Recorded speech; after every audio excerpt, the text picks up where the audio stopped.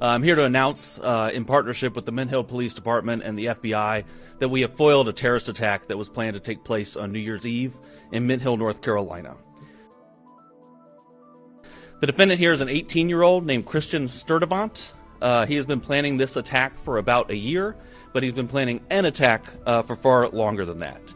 He was planning this attack in support of ISIS, and we have charged him with attempting to provide material support to a foreign terrorist organization, that organization being, of course, ISIS. So Mr. Sturdivant started on the internet. He started reading ISIS material, started going to ISIS websites, making TikTok videos, and eventually reached out to what he thought was a member of ISIS. In reality, was an undercover agent with NYPD in New York. He pledged his allegiance to ISIS with that undercover agent, and he disclosed his plans to, quote, do jihad soon. He then met a second undercover with the FBI, who he also thought was an ISIS participant, and he started to be very specific with his plans. He talked with that undercover agent, again, who he thought was ISIS. He talked about where he was planning to do this attack, which was at a grocery store and a fast food restaurant in Mint Hill, places that we go every day and don't think that we may be harmed. He talked about what means he would use to kill innocent people. He said he was going to wear a Kevlar vest and attack people with knives and hammers. And of course, he talked about when he was going to carry out this attack, which was New Year's Eve. A time when American life is on full display, right? We're all out there in crowds celebrating all that has happened this year, all that is to come, that we are so proud of. And that is when he planned his attack to attack that American way of life. The FBI executed a search warrant at his home, and they found the instrumentalities of the attack. They found hammers and knives hidden under his bed.